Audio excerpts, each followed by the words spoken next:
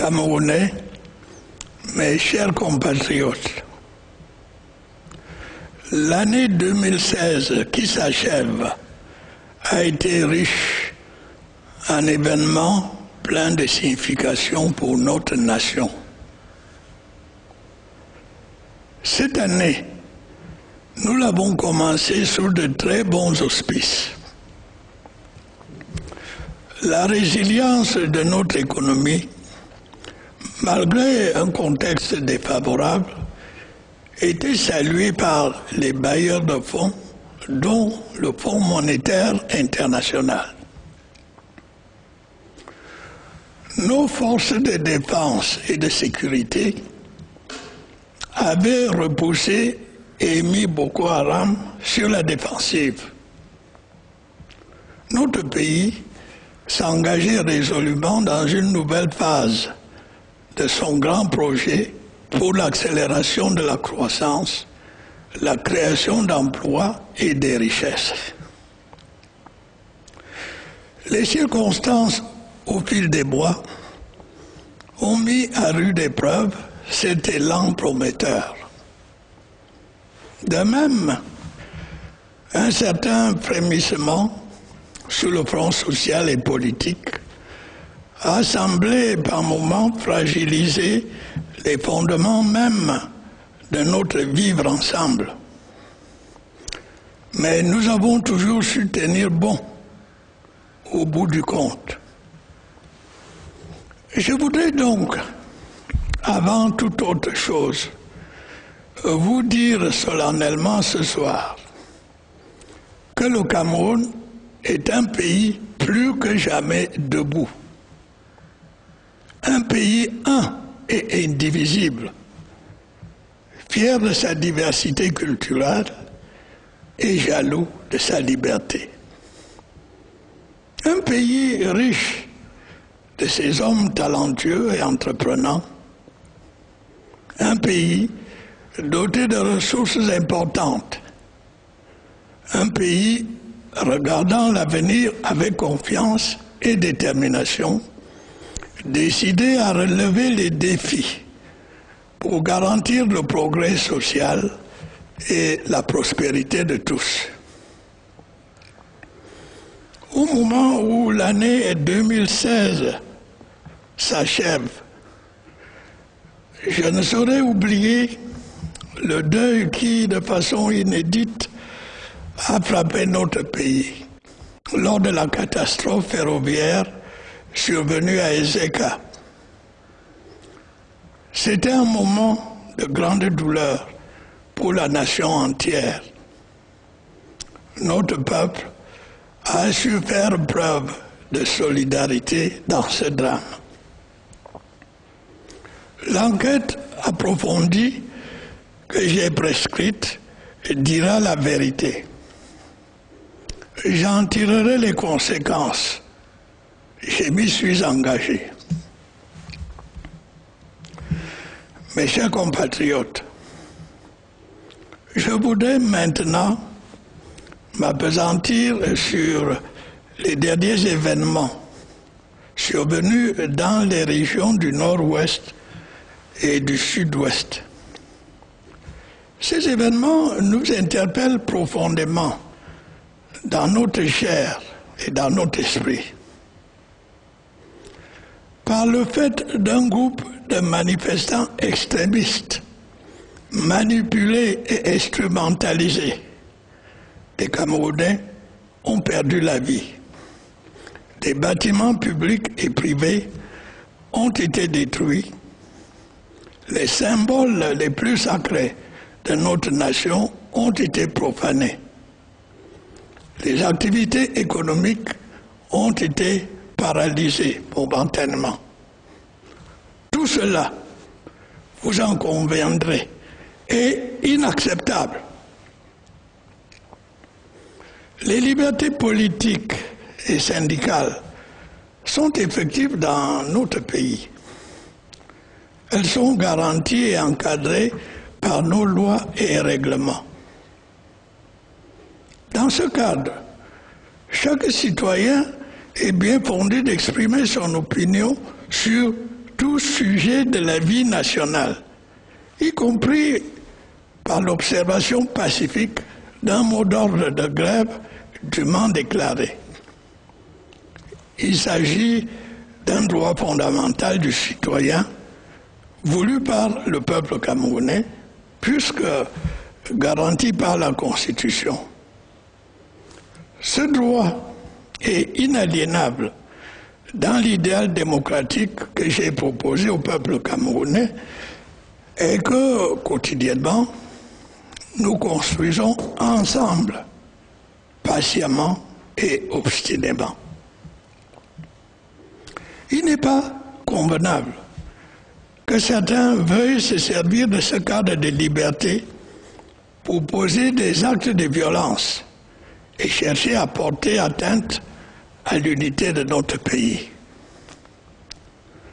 En pareille circonstance, l'État a le devoir impérieux de rétablir l'ordre au nom de la loi et dans l'intérêt de tous. Agir autrement, c'est compromettre notre démocratie. C'est laisser l'anarchie s'installer à la place de l'état de droit. Je condamne de façon énergique tous les actes de violence, d'où qu'ils viennent, quels qu'en soient les auteurs. Nous tirerons toutes les conséquences des différentes enquêtes en cours à ce sujet. Que l'on se comprenne bien, il n'est pas interdit d'exprimer des préoccupations dans la République. En revanche, rien de grand ne peut se construire dans la surenchère verbale, la violence de rue et le défi à l'autorité. Seul le dialogue serein permet de trouver et d'apporter des solutions durables aux problèmes. Les voix qui se sont exprimées ont été toutes entendues. Elles ont, dans bien des cas, soulevé des questions de fond que l'on ne saurait négliger. J'ai instruit le gouvernement d'engager un dialogue franc avec les différentes parties concernées pour trouver des réponses appropriées aux questions posées. Je les invite à participer sans préjugés aux différentes discussions. Mais ne l'oublions jamais, nous marchons sur les pas des pères fondateurs de notre pays, de nos héros nationaux, qui ont versé leur sang pour léguer à la postérité une nation unie dans sa diversité. L'unité du Cameroun est donc un héritage précieux avec lequel nul n'a le droit de prendre des libertés. Et quelle que soit la pertinence d'une revendication, celle-ci perd toute légitimité sitôt qu'elle compromet tant soit peu la construction de l'unité nationale. Le peuple camerounais, comme un seul homme, s'est engagé à construire une nation unie, inclusive et bilingue. Il s'agit là d'une expérience unique en Afrique. Comme toute entreprise humaine, notre expérience n'est pas parfaite. Elle a des aspects perfectibles. Nous devons donc rester à l'écoute les uns des autres. Nous devons rester ouverts aux idées amélioratives, à l'exclusion toutefois de celles qui viendraient à toucher à la forme de notre État. En dehors des instances dont j'ai prescrit la création au gouvernement et qui fonctionnent déjà, nous sommes prêts à aller plus loin. Nous sommes disposés, à la suite et dans l'esprit des artisans de la réunification, à créer une structure nationale dont la mission sera de nous proposer des solutions pour maintenir la paix, consolider l'unité de notre pays et renforcer notre volonté et notre pratique quotidienne du vivre ensemble. Et cela dans le strict respect de notre Constitution et de nos institutions. Dois-je le redire, le Cameroun est un et indivisible. Il le demeurera. Il tire sa richesse et sa force de la diversité de son peuple, de ses cultures et de ses langues. C'est ce pluralisme qui voit notre pays considération, respect et admiration. Le Cameroun est un pays démocratique, un État de droit. Les problèmes doivent y être réglés dans le cadre de la loi et par le dialogue. Nos compatriotes veulent vivre dans la paix et la concorde. Il ne faut pas les troubler. C'est aussi pour cela que notre pays s'est engagé dans la lutte contre Boko Haram. À ce propos, je crois pouvoir dire que l'année 2016 a permis de pousser ce groupe terroriste dans ses derniers retranchements. On peut, semble-t-il, espérer que cette nébuleuse aura du mal à se relever des coups qui lui ont été portés. Mais il faudra rester vigilant. L'éventualité d'attentats suicides isolés, comme celui du 25 décembre dernier, n'étant pas à écarter. Cette évolution favorable est à mettre au crédit de nos forces de défense et de sécurité nationale, de la force multinationale mixte et de la coopération avec les autorités nigérianes. C'est le lieu de nous féliciter également de l'appui de nos partenaires internationaux que je tiens à remercier. Je dois aussi mentionner le rôle important des comités de vigilance qui, par leur bravoure et leur dévouement, ont réussi à maintes reprises à déjouer des tentatives d'attentats. Je tiens à saluer une nouvelle fois l'attitude du peuple camerounais dont le patriotisme dans ces moments difficiles n'a jamais fait défaut. Oui, l'unité nationale se forge dans les épreuves.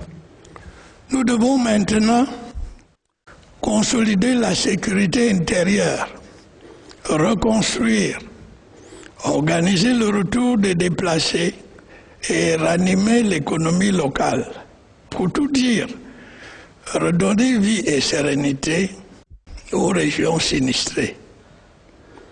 L'État y pourvoira dans toute la mesure de ses moyens, en comptant sur le dynamisme des populations et l'accompagnement des partenaires au développement.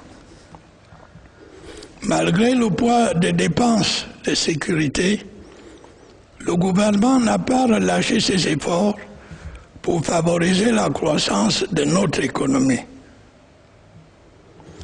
Plusieurs de nos grands projets de première génération sont pratiquement opérationnels ou sur le point d'entrer en service, tels que le port de Kribi, le barrage de Lompangar et les centrales de Mevelle et de Mekin.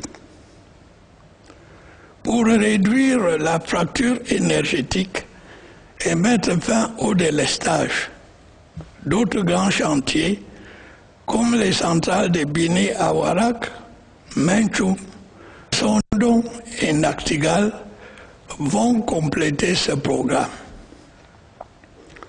Avec la création de la Société nationale de transport d'électricité, nous entendons régler nos problèmes de transport et de gestion de l'énergie.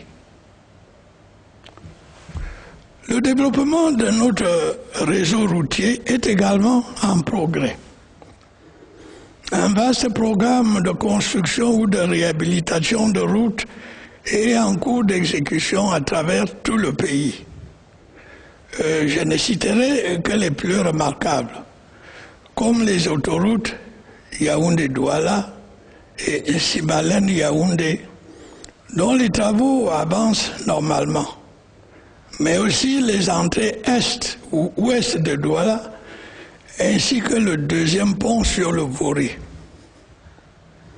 À plus long terme, nous envisageons la création d'un réseau routier et ferroviaire à vocation interrégionale pour faciliter l'accès à nos gisements miniers et stimuler nos échanges avec les pays voisins.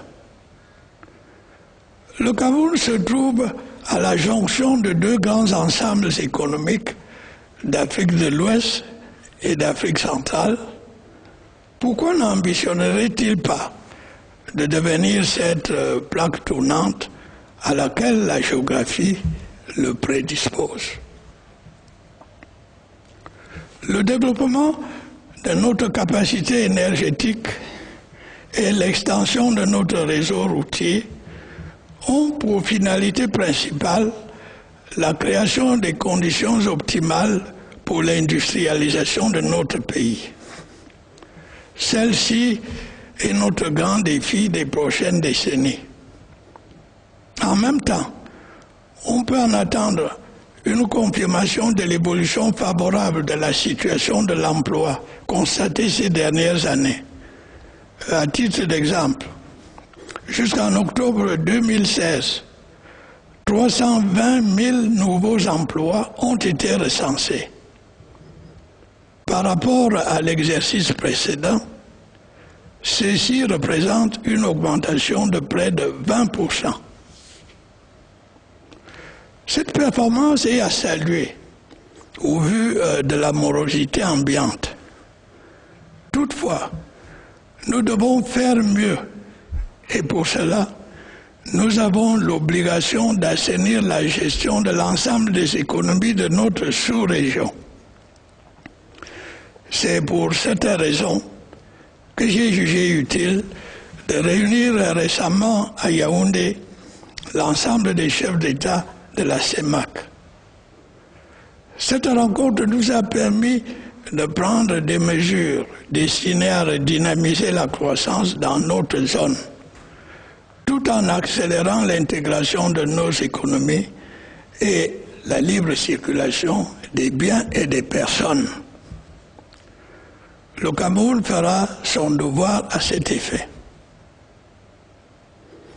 Au service de notre aspiration pour l'émergence à l'horizon 2035, nous travaillons continuellement à l'augmentation de notre production agricole, à la transformation industrielle de nos matières premières et à l'expansion de l'économie numérique.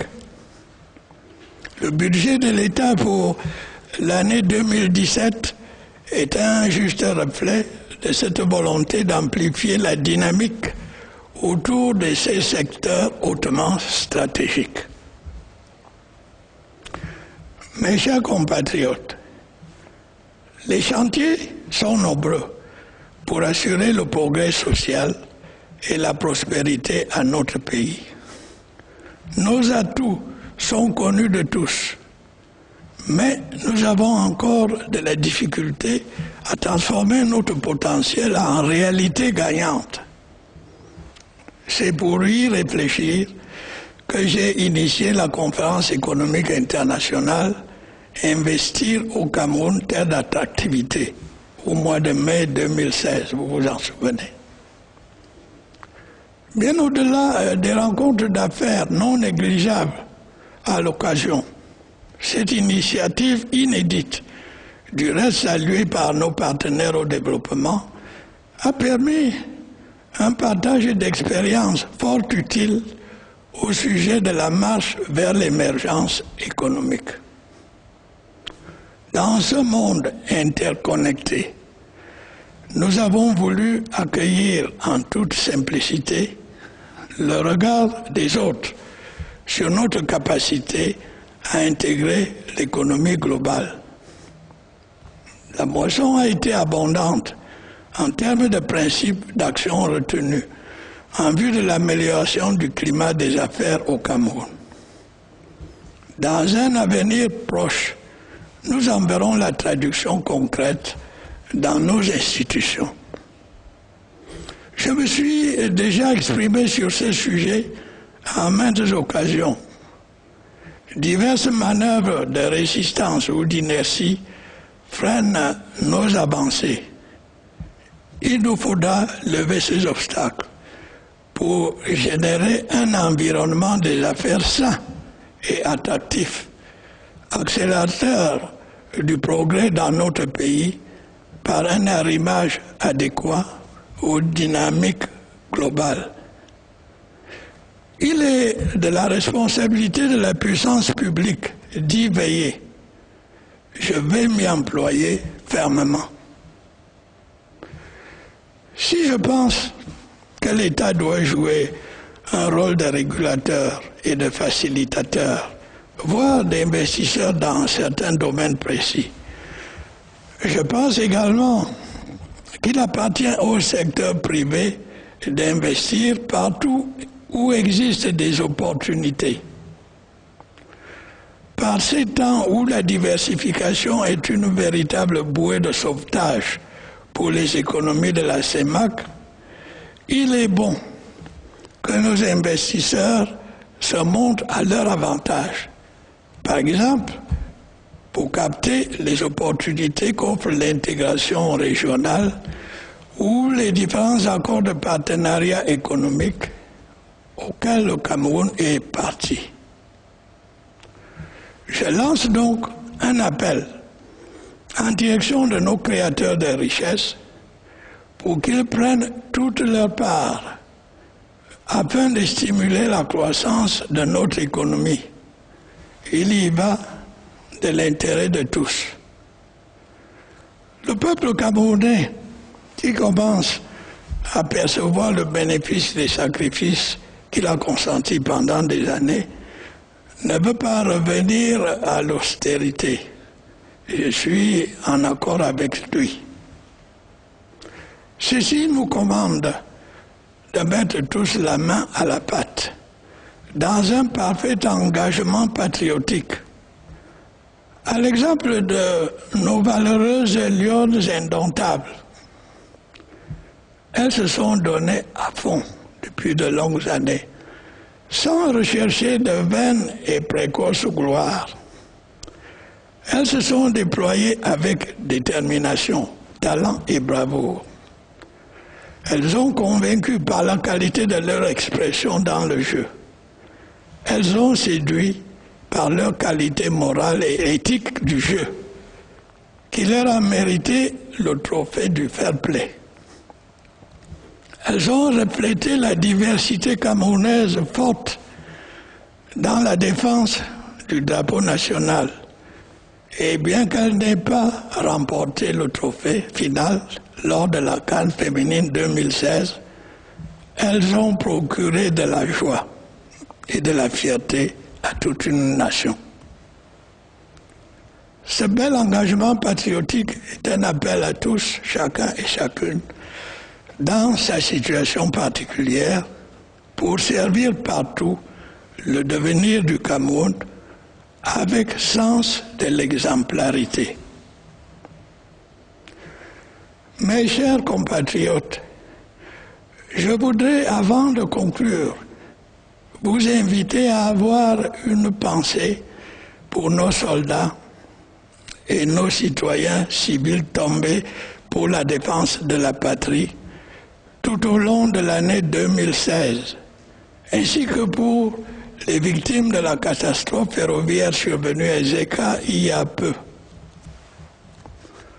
Le moment est maintenant venu de formuler pour notre nation le vœu que l'année 2017 porte en abondance des fruits de paix, et de concorde, de progrès et de prospérité économique pour tous. Bonne et heureuse année 2017. Vive le Cameroun!